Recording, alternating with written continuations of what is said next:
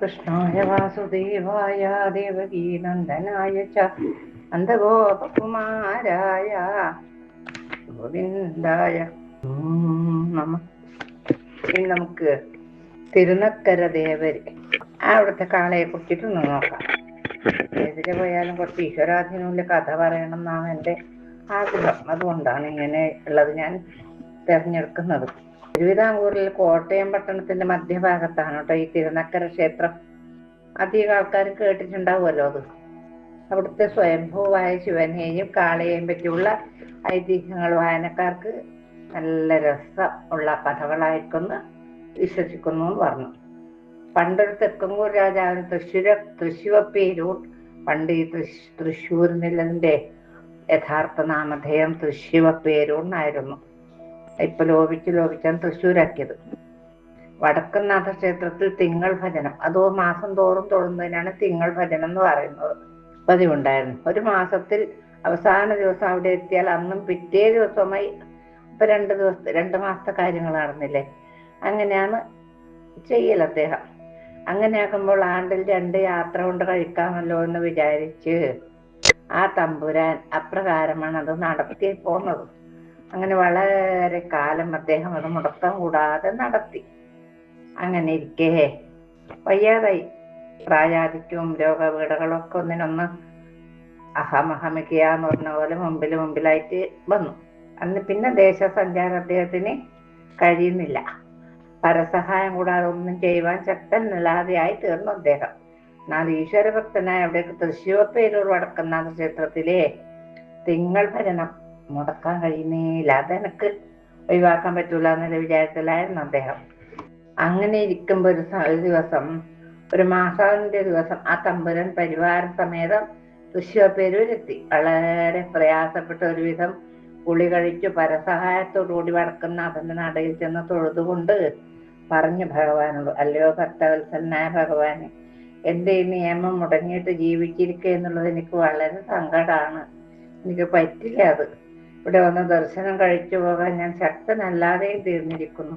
അതിനാൽ കഴിയുന്നതും വേഗത്തിൽ തന്നെ അവിടുത്തെ തൃപ്പാദ ബിന്ദങ്ങൾ ചേർത്ത് കൊള്ളണേന്ന് ഈ വളരെ സങ്കടത്തോടുകൂടി ഈ രാജാവ് ഭഗവാനോട് പറഞ്ഞു എന്ന് പ്രാർത്ഥിച്ചു. അന്ന് അത്താഴം കഴിഞ്ഞു. തമ്പുരാൻ കിടന്നുറങ്ങിയ സമയം ആരോ അദ്ദേഹത്തിന്റെ അടുക്കൽ ചെന്നിട്ട് പറഞ്ഞു, അത് പൂന്താനത്തിനോട് ഗുരുവായൂരപ്പൻ പറഞ്ഞതുപോലെ തന്നെ, എന്നെ കാണാൻ ഇങ്ങോട്ട് വന്ന് ബുദ്ധിമുട്ടണമെന്നില്ലാട്ടോ, ഞാൻ അക്കരെ കുന്നിൽ വന്നേക്കാം. എന്റെ പുരോഭാഗത്ത് വൃഷഭനും ഉണ്ടാവും, എന്റെ പശ്ചിമ ഭാഗത്ത് വെളുത്ത ചെത്തിയും കാണപ്പെടും എന്ന് പറഞ്ഞ കാര്യം ഇദ്ദേഹത്തിന് തോന്നി. അപ്പൊ ഞാനിതെന്നെ ഓർത്തോർത്ത് കടന്നത് കൊണ്ടാണോ അങ്ങനൊന്ന് ഇദ്ദേഹത്തിനൊരു എന്തൊക്കെയോ വിചാരായി. ഉടനെ തമ്പുരാൻ കണ്ണു തുറന്നു നോക്കിയപ്പോൾ ആരെ കണ്ടതുമില്ല. അതാണ് ഇത് വടക്കനാഥൻ തന്നെ കുറിച്ച് പ്രസാദിച്ചിട്ട് അടുക്കൽ വന്ന് അരുളി ചെയ്തതാണെന്ന് അദ്ദേഹം പൂർണ്ണമായി വിശ്വസിച്ചു. അത്രമാത്രം ഭക്തനാണല്ലോ അദ്ദേഹം. അങ്ങനെ ഉറങ്ങുകയും ചെയ്തു. പിറ്റേ ദിവസം പതിവ് പോലെ ദേവദർശനവും ഭക്ഷണവും കഴിച്ചു തമ്പുരാൻ തൃശ്ശിവപ്പേരൂരിൽ നിന്ന് പോന്നു. മടങ്ങിപ്പോരുമ്പടി തമ്പുരാൻ വൈക്കത്ത് പെരുന്തൃക്കോവിലപ്പനെ കൂടി തൊഴുതിട്ട് പോരാമെന്ന് വിചാരിച്ചു. അങ്ങനെ അവിടെ ഇറങ്ങി. അദ്ദേഹം ഒരു ശിവഭക്തനാണെന്ന് നമുക്ക് മനസ്സിലായില്ലേ. അവിടെ ഇറങ്ങിയിട്ട് തൊഴാനെ അമ്പലത്തിൽ ചെന്നപ്പോ താടിയും തലയും വളർത്തി രുദ്രാക്ഷമാലകളും ഭസ്മവും ധരിച്ച് പരവശനായ ഒരു ബ്രാഹ്മണനെ അവിടെ കാണാനിടയായി. അദ്ദേഹം ആരാണെന്നും മറ്റും തമ്പുരാൻ അവിടെ ഉണ്ടായിരുന്നവരിൽ ചിലരോടൊക്കെ ചോദിച്ചു.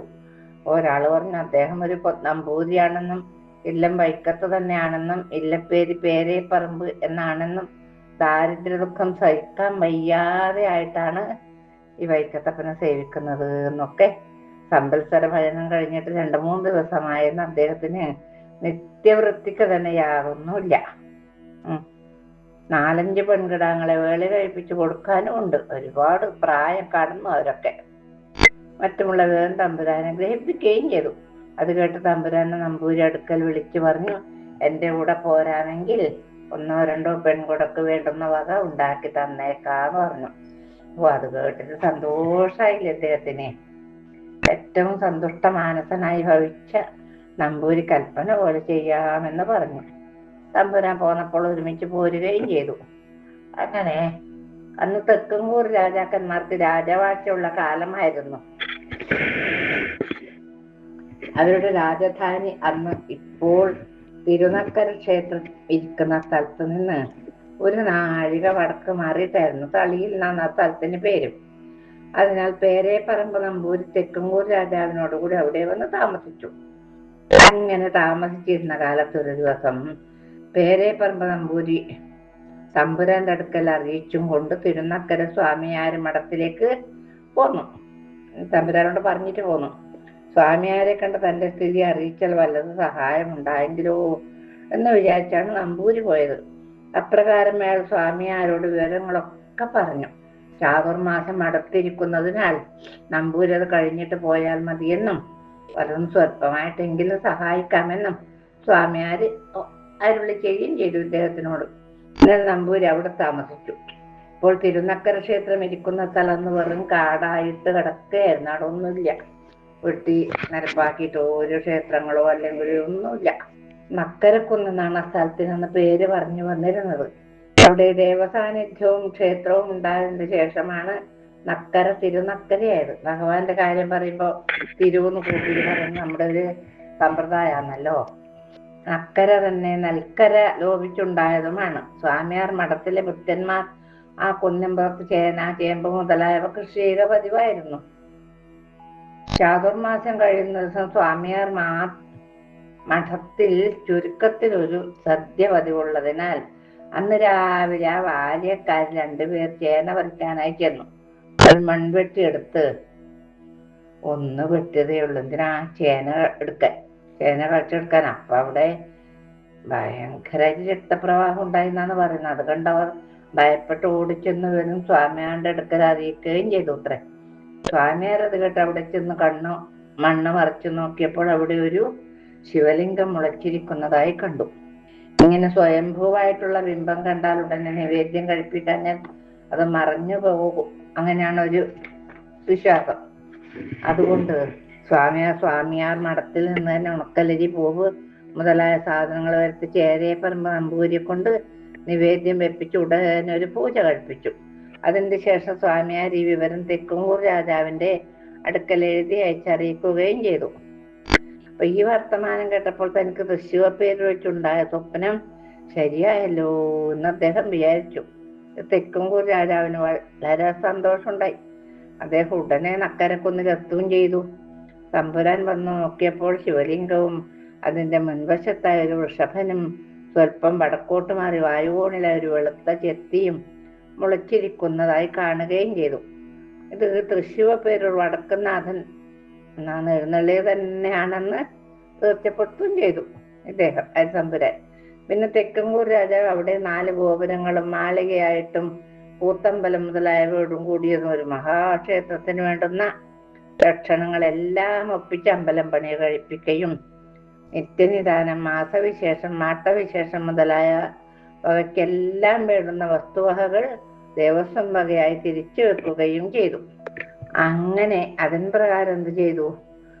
അവിടെ പ്രതിദിനം 5 പൂജ, 3 ശിവലി, നവകം, പഞ്ചഗവ്യം മുതലായവ ആണ്ടിൽ തുലാമാസത്തിലും മീനമാസത്തിലും മിഥുനമാസത്തിലും 3 ഉത്സവങ്ങളും പതിവായി തീർന്നു. ഒരു മഹാക്ഷേത്രത്തിൽ എന്തൊക്കെ വേണോ അതൊക്കെ ഈ ക്ഷേത്രത്തിലും തമ്പുരാൻ ഏർപ്പെടുത്തി. അങ്ങനെ തിരുനക്കര ക്ഷേത്രം പ്രസിദ്ധമായി തീരുകയും ചെയ്തു. അവിടെ പേരേപ്പറമ്പ് നമ്പൂരി എന്ന ശാന്തിക്ക് മാറി നമ്പൂരിയെ തന്നെ ശാന്തിക്കാക്കി.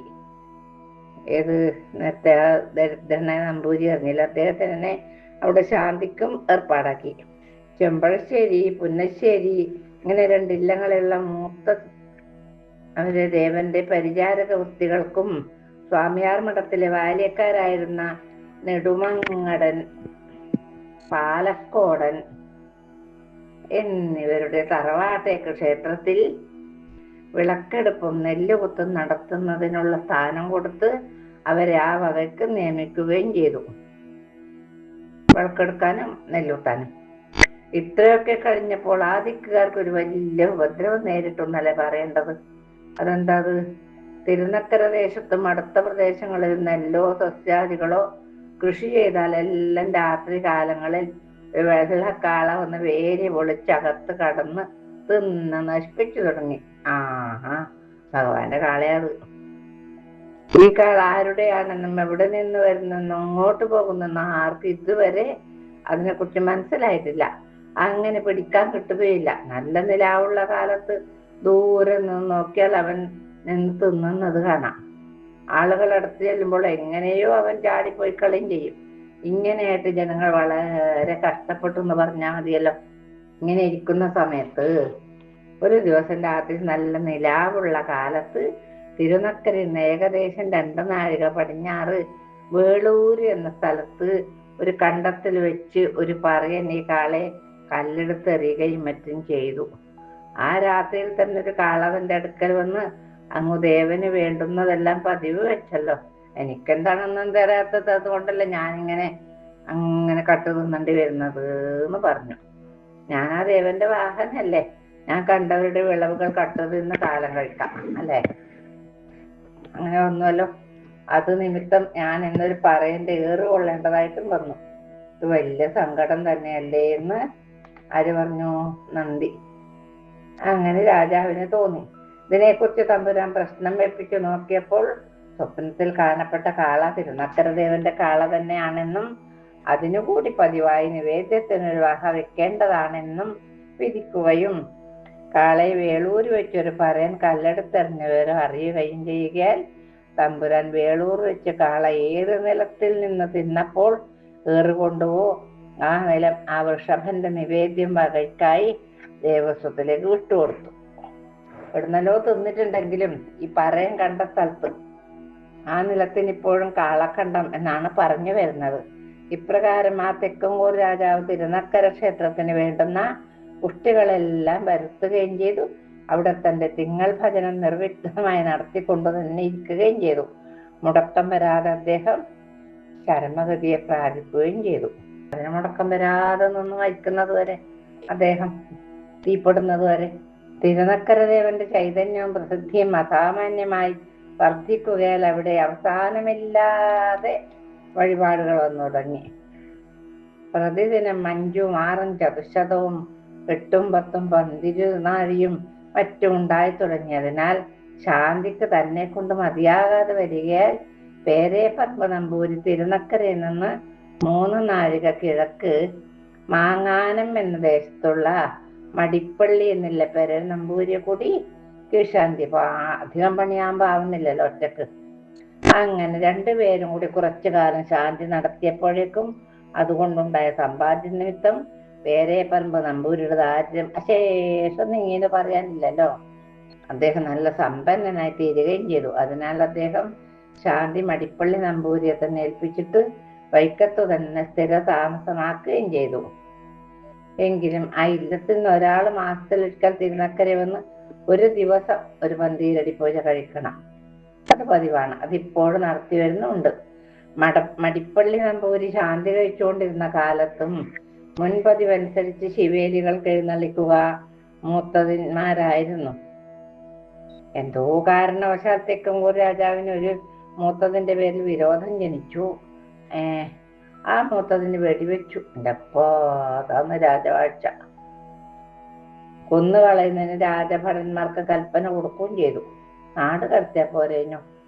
അവർ മൂത്തതെന്ന് വിചാരിച്ചു മടപ്പള്ളി നമ്പൂരി വെടിവെച്ചു കൊല്ലുകയും ചെയ്തു. അതിനാൽ ആ നമ്പൂരിയുടെ അന്തർജനം തിരുനക്കര നടയിൽ വെച്ച് പ്രാണത്യാഗം ചെയ്യുകയും ചെയ്തു. എല്ലാം മോശമായില്ലേ? അതോടുകൂടി ആ നമ്പൂരിയുടെ ഇല്ലം മന്യം നിൽക്കുകയും ചെയ്തു. അന്നു മുതൽ തിരുനക്കര മതിൽക്കകത്ത് അന്തർജനങ്ങൾ കടന്നുകൂടെന്നും മൂത്തതന്മാർ എഴുന്നള്ളിക്കൂടെന്നും ഏർപ്പാട് വെക്കുകയും ചെയ്തു. ഇത് 2 കൂട്ടർ ഇപ്പോഴും ഇവിടെ പതിവില്ല. ഇത് അന്തർജനങ്ങളകത്ത് കടക്കുന്നതും പതിവില്ല. ഈ മൂത്തതന്മാര് പറഞ്ഞില്ലേ, അവരും അകത്ത് കടക്കല് പതിവില്ല. തിരുനക്കര ദേവന്റെ കാളക്ക് ചില കാലങ്ങളിൽ നീര് ഉണ്ടായി പൊട്ടുമെന്നും അത് രാജ്യത്ത് വലിയ ആപത്തുണ്ടാകുന്ന കാലങ്ങളിലാണ് പതിവെന്നുള്ളത് പ്രസിദ്ധമാണല്ലോ. എന്റപ്പാ ഇതൊക്കെ കേൾക്കണ്ടേ?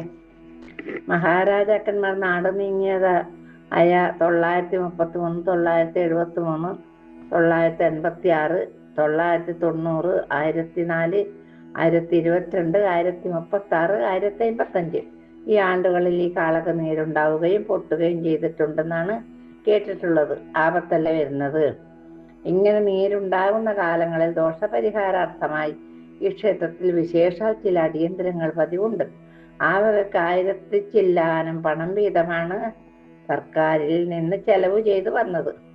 ജനങ്ങൾക്ക് പരിഷ്കാരവും ഈ വക സംഗതികളിൽ വിശ്വാസമില്ലായ്കയും വന്നും പോയതുകൊണ്ടെന്തോ അടുത്ത കാലങ്ങളിൽ എങ്ങും നീരുണ്ടാവുകയും ചെയ്തിട്ടില്ല, പൊട്ടിയിട്ടുമില്ല. ഇനിയുള്ള കാലത്ത് അതൊന്നും ഉണ്ടാകുമെന്നും തോന്നുന്നില്ല. ജനങ്ങൾക്ക് ഏത് കാര്യത്തിലും വിശ്വാസം ഉണ്ടെങ്കിലേ അവിടെ ബാക്കി കാര്യങ്ങളൊക്കെ നന്നായി നടക്കൂലോ. അപ്പൊ ഈ ഒരു കഥയോടുകൂടി ഇന്നത്തെ ഭാഗം ഭഗവത്പാദത്തിൽ സമർപ്പിക്കാമെന്ന് വിചാരിക്കുന്നു.